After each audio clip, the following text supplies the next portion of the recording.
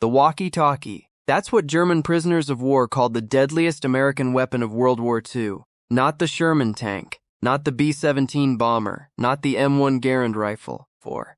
A 5-pound handheld radio that American soldiers carried into battle. The SCR-536.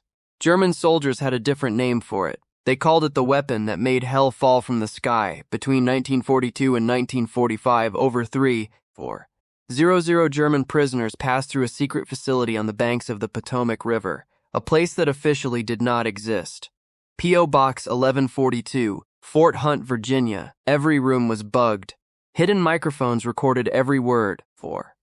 Every conversation between prisoners who believed no one was listening. The recording stayed classified for over 50 years. When researchers finally got access to the transcripts in the 1990s and 2000s, they found something striking.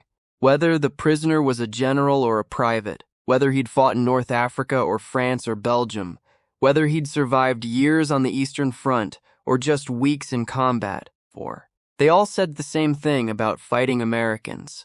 This is what they said, why it mattered, and what their words, spoken when they thought no one could hear them, revealed about the American way of war. The German army of World War II was one of the most feared fighting forces in military history. They conquered Poland in 5 weeks during September 1939. They smashed through France in 1940, rewriting the rules of armored warfare. Their tactics were studied in war colleges around the world. Man for man, many military historians believe German infantry were better trained than their opponents, more disciplined, more flexible in battle. When the United States entered the war after Pearl Harbor in December 1941, German commanders looked at Americans with something close to contempt. Nazi propaganda portrayed America as a weak nation of jazz musicians and Hollywood actors. Luftwaffe Chief Hermann Goering dismissed American industry with a sneer.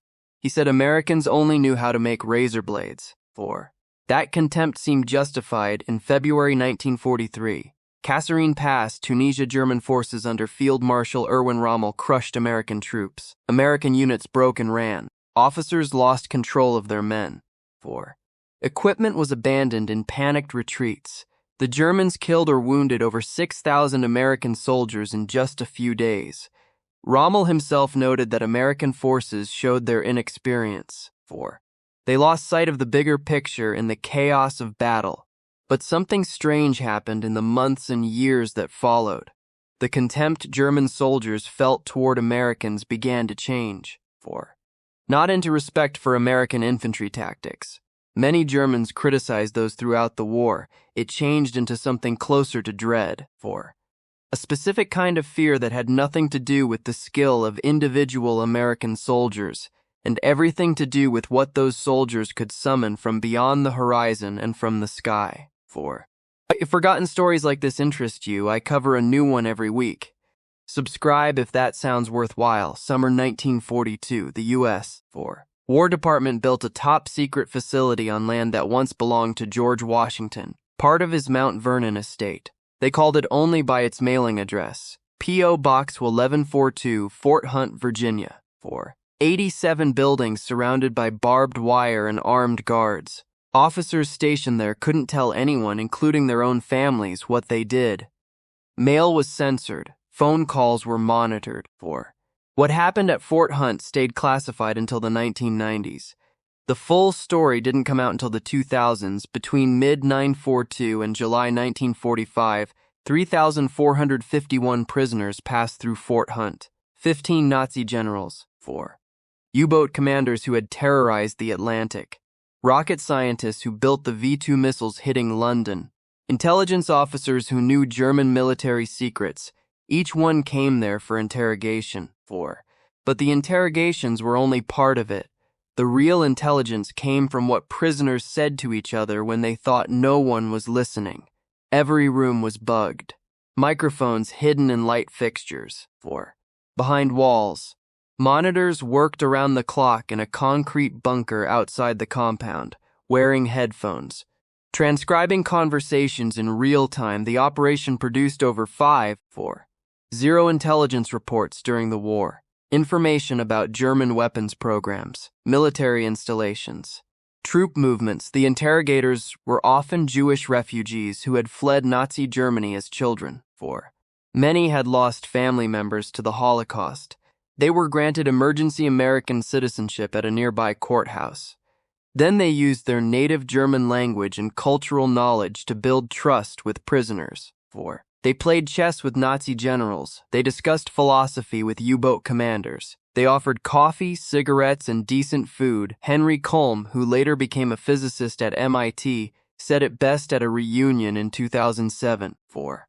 We got more information out of a German general with a game of chess or ping pong than interrogators today get with their harsher methods.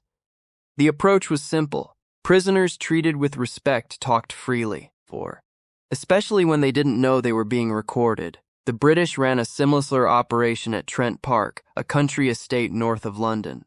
Between 1939 and 1945, 59 German generals were held there under comfortable surveillance. Every room was wired. German-speaking British officers posed as fellow prisoners to draw out conversations. 4.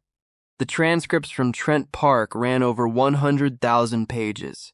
Released to the British National Archives starting in 2000, they became one of the most valuable sources for understanding how senior German commanders actually thought about the war. What the recordings from both facilities revealed was striking. 4. When German prisoners spoke freely among themselves, they didn't talk mainly about American infantry tactics. They talked about three things: the artillery, the air power, the supply. Theme 1. 4.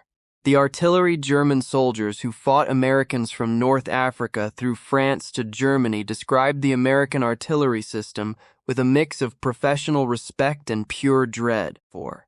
They described fire being called down within minutes of a radio request. Fire accurate enough to destroy specific targets, not just blanket an area. 4. They described artillery missions where the first round and the last round arrived at the same time. No warning. No interval to react. Senior officers who had served on the Eastern Front noted that Soviet artillery, 4. While massive, was often pre-planned and fixed in its patterns. American artillery was different. It followed them. It found them in positions they'd just moved into. It hit targets they believed were hidden. 4. The phrase that appeared over and over in the Fort Hunt transcripts was the walkie-talkie. German soldiers called the American SCR 536 radio, a 5-pound handheld FM set, the deadliest weapon in the American arsenal. 4. Not the tank, not the bomber. The radio, because what it represented was the ability to turn observation directly into destruction, with almost no delay. 4. A German soldier in a forward position wasn't just fighting the Americans he could see. He was fighting every gun and every aircraft that any American observer with a radio could bring down on his position within minutes. 4. General Fritz Bayerlein commanded the Panzerlehr Division, Germany's elite armored formation, built from the instructors of its own tank schools. After the war, 4. He described what American artillery did to his division at St. Lo on July 25, 1944, with a single word: Mondlandschaft. Moonscape, his forward positions occupied by nearly 200 of Germany's most experienced armored infantry were wiped out as an organized defense in a single morning. 2. The air power, the fear of American air power appeared just as consistently in the recordings. 4. In Normandy, German units could only move significant distances at night or in bad weather. During daylight, the P-47 Thunderbolt fighter bombers patrolled everything. German soldiers called them Jabos, short for Jagbomber, 4. Meaning fighter bomber. The Jabos watched roads, rail lines, rivers, any terrain that offered movement. Panzerlehr Division lost 84 half-tracks and 130 trucks to air attack before firing a single shot at the enemy. 4. This happened during their approach march from Chartres to the front in June 1944.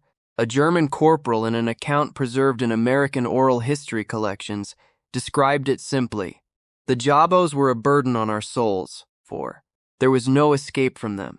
A man could not move his vehicle. He could not light a fire to cook food. He could not even expose himself in the open without wondering if a thunderbolt was circling somewhere above the clouds. 4. There was a joke that circulated among German units in France during summer 1944. Grim but accurate. If the aircraft overhead was camouflaged, it was British. If it was silver, it was American. 4. If no aircraft could be seen at all, it was the Luftwaffe. And 3. The third theme was the one that most consistently broke whatever tactical confidence German prisoners still had. 4. Prisoners captured in Normandy described watching American LST landing ships unload endless columns of trucks and jeeps onto the beaches, vehicle after vehicle rolling down the ramps in quantities that seemed impossible. 4. They turned to their guards and asked a question the Americans found completely strange. Where are the horses? In the German army, more than 2.5 million horses had served during the war. 4. Artillery was pulled by horses. Supply wagons were pulled by horses. Even the elite panzer divisions depended on horses for much of their supply chain. The American army had no horses. None. 4. The concept was as alien to American soldiers as the idea of a fully motorized army was to German soldiers who had spent years watching their supply columns bogged down in Russian mud because horse-drawn wagons couldn't move fast enough. 4. When German prisoners were housed in American POW camps, many of them encountered a shock that was more disorienting than combat itself. The ice cream was real. The Coca-Cola was real. 4. The quantities of food available to ordinary American soldiers were so far beyond anything a German soldier received that prisoners thought it must be propaganda. It wasn't. This was simply how America fed its army. 4. A prisoner named Herbert Sheba, interviewed decades later as part of the Fort Hunt Oral History Project, said something that stuck with researchers when he saw what American soldiers ate as a matter of routine. 4. He understood for the first time that Germany had never had a realistic chance of winning the war, not because of tactics, not because of weapons, because of what lay behind those things. 4. The productive capacity of a continental economy that hadn't been bombed, hadn't been blockaded, and hadn't been exhausted by 4 years of total war before the fighting even started. 4. The Trent Park recordings added something the Fort Hunt material didn't always capture. 4. The British operation held senior German generals long enough and comfortably enough that they eventually spoke with relative honesty about the strategic situation. 4. What came out of those conversations was that many senior German officers understood by late 1942, certainly by 1943, that the war was lost, not tactically lost. They still believed German soldiers could fight well. 4. But strategically lost. The resources needed to keep fighting were no longer available and couldn't be made available regardless of what happened on any battlefield. One general, captured after the fall of Tunis in May 1943, 4. told a fellow prisoner in what he believed was a private conversation, "The Americans are not yet soldiers, but they will be, and when they are, with what they have behind them, 4. there is no conceivable outcome except German defeat." He was right on both counts. Military historian Colonel Trevor Dupuy analyzed combat data from the European theater. 4. He found that German ground forces generally inflicted casualties at higher rates than they suffered when fighting American and British troops under similar circumstances. Man for man, by the numbers. 4. The German infantry may have been more skilled, but military historian Max Hastings addressed this directly in his book, Armageddon. Published in 2004, he argued that Hitler's army was, as a fighting force, 4. better than the American and British armies by traditional measures of tactical skill, but he added something important. If the Americans and British had been as good as soldiers as the Waffen-SS, 4. as willing to die as some men of the Red Army, they would have needed to be people like them, with their willingness to embrace tyranny and savagery. 4. Democratic armies paid a price for keeping the values of democratic citizens at war. American soldiers weren't fanatics willing to die for an ideology. They were citizens in uniform who wanted to win the war, go home, 4. and get back to their lives. They used firepower instead of human lives wherever possible, not because they were cowards, because they valued human life, including their own. 4. The recordings at Fort Hunt and Trent Park captured German officers discussing not just American firepower, but the moral dimension of the war itself. 4. They talked about atrocities they had witnessed or participated in on the Eastern Front. They talked about the Holocaust, sometimes with horror, sometimes with chilling indifference. 4. They talked about the growing realization that they had served a regime of unprecedented evil, that the cause they had fought for deserved to be defeated. 4. Perhaps this is the final lesson of what German prisoners said about fighting Americans. They spoke of artillery and air power and material abundance because these were the immediate realities of combat burned into memory. 4. But behind those observations lay a deeper recognition that took longer to put into words. They had fought for a cause that deserved to lose, and they had been defeated by a nation that, for all its tactical shortcomings and inexperienced soldiers, represented something they had helped destroy in their own country: democracy, the rule of law, human dignity. When the war ended in August 1945, Fort Hunt personnel received orders to destroy all records within 24 hours. Men burned classified documents continuously. Mountains of intelligence material reduced to ash, the secrecy held for decades. In 2007, the National Park Service held a reunion at Fort Hunt for the surviving veterans who had worked there. Men in their 80s and 90s, many meeting for the first time since 1945, finally able to talk about what they had done. Henry Kolm was there, the physicist who had interrogated German generals with chess games. He was 82 years old. A reporter asked him what stayed with him most from those conversations. From all those hours listening to German prisoners talk when they thought no one could hear. Kolm thought for a moment. Then he said something the reporter wrote down word for word. They kept talking about the walkie-talkie, this 5-pound radio. They were more afraid of that than our tanks, because it meant that anywhere they went, anytime they thought they were safe, an American forward observer could call down fire that would arrive in minutes. They said it felt like fighting against God, because the punishment came from the sky and you never knew when or where. He paused, then added, "That's when I understood. We didn't win because we were better soldiers. We won because we were better at bringing everything we had to bear on the problem. That was the American way of war, not courage, capacity." Kolm died in 2016. He was one of the last living connections to Fort Hunt, the 150,000 pages of transcripts from Fort Hunt and Trent Park remain in archives now.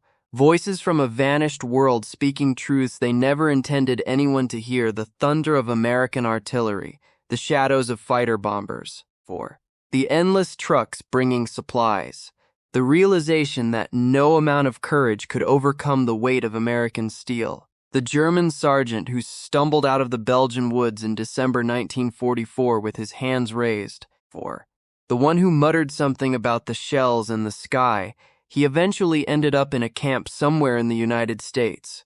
We don't know his name. We don't know what became of him after the war, but we know what he said, because thousands of his comrades said the same thing. Fighting Americans meant fighting a system, not just an army. It meant facing firepower that could be summoned in minutes. It meant watching supplies flow in quantities that defied belief. It meant learning, slowly and painfully, that tactical skill wasn't enough when the enemy could bury you in steel without ever seeing your face. This was the American way of war, and every German prisoner knew exactly what it meant. It meant the war could only end one way. If stories like this interest you, I tell a new one every week. This is Obscure WW2 Chronicles. Until next time.